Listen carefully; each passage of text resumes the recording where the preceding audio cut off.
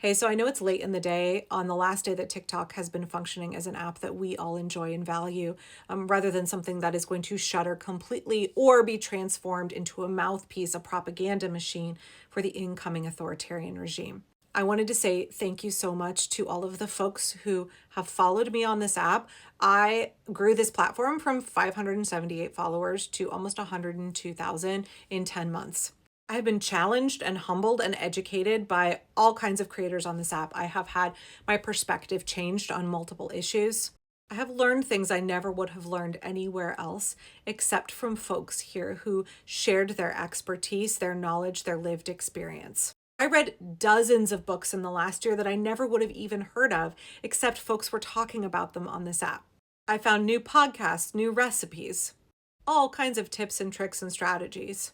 I got dragged into drama a few times. I learned some hard lessons about how toxic this app can actually be and came to understand how there is good and bad here. There are some negatives, there are some hard things to put up with, there are some limitations to the way we communicate with each other on this app. And that the same kinds of difficulties and toxic people and miscommunication and willful ignorance and just plain old ignorance that exist in real society, they also exist here. And to me, that means TikTok is an authentic community. As much as we see people put on personas and, only give you a tiny sliver of themselves, I still think it is a very valuable community. And I am very sad that it is going away. I'm worried about the well-being and livelihoods of some of the folks that I follow who relied on this app for social connection and also for their main income sources, or even supplemental income. In particular, I want to say something as a middle-aged white lady living in a very white part of the country, Portland, Oregon. Very early on, I decided to intentionally follow as many Black women as I could from a diversity of political experiences. And then just to make a point of following Black folks in general and also following as many Indigenous creators as I possibly could. I am so glad that I did that because that radically altered my TikTok experience. Because of the algorithm and because of the way I curated my following list, the FYP continued to be something that challenged me regularly. As I said before, humbled me repeatedly. So many folks on this app, particularly White Woman Whisperer and Portia, but so many others, chose to give of their time, expertise, and perspective in order to educate white folks like me. And that has been such a gift I cannot even begin to tell you. It's been uncomfortable, don't get me wrong, in the best possible way. I don't mean to sound saccharine sweet here, but TikTok has made me a better person, and I really didn't think that's what was going to happen when I started on this app.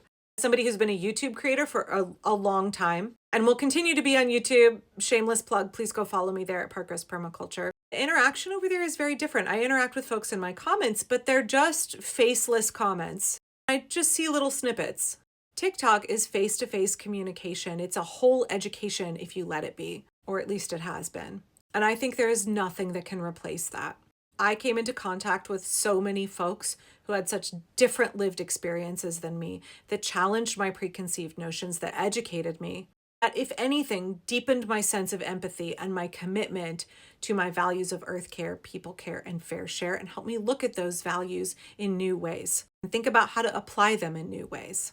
I'm so grateful for that experience, and I am deeply sad that it's going away. For all of the ways that TikTok can be a time suck and we can doom scroll and people say it shortens our attention span. For all the ways there can be petty infighting that we can get dragged into. There can be drama. There can be stalkers. There can be toxic people. There are folks on this app who are users, just like there are folks in our government who are users, folks running our government.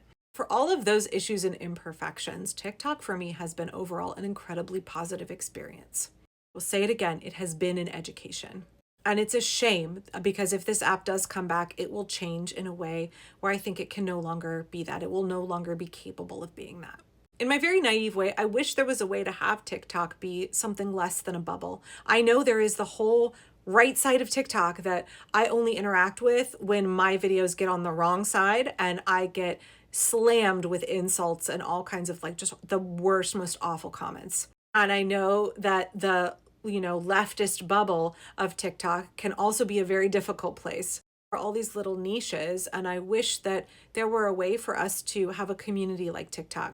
The algorithm could be something that pushes and challenges us to see different perspectives, to learn from different people, to be exposed to a diversity of ideas in a way that didn't funnel people down alt-right pipelines. and in a way that wasn't combative and snarky, in a way that didn't incentivize creating rage bait for profit, but in a way that was truly an exchange of ideas. Look, see, I'm being really naive here, but you know.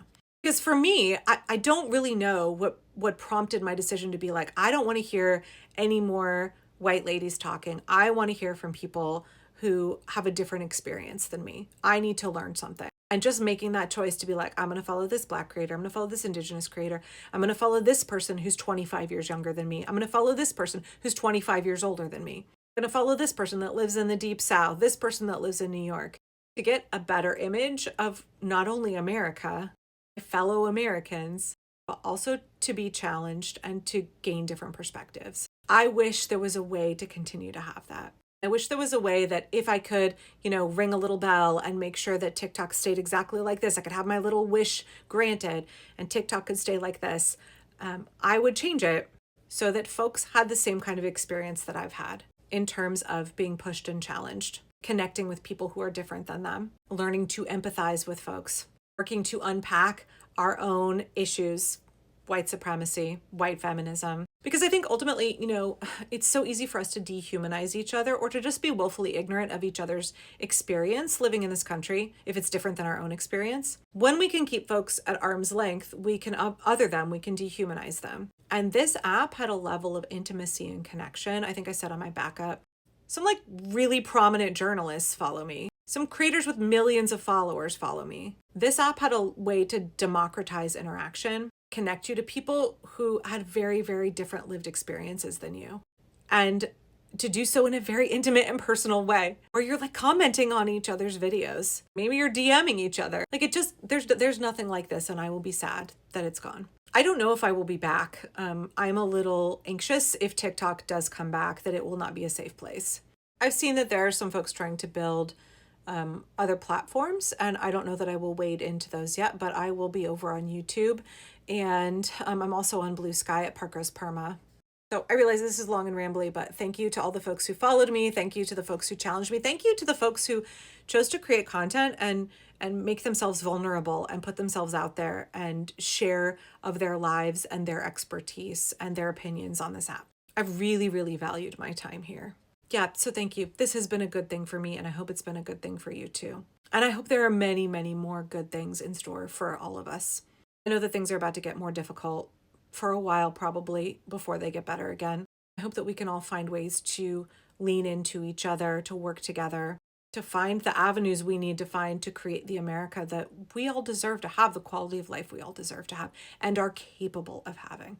Thank you for the good times, and I hope that there are more ahead. I hope that there are more good things in all our futures.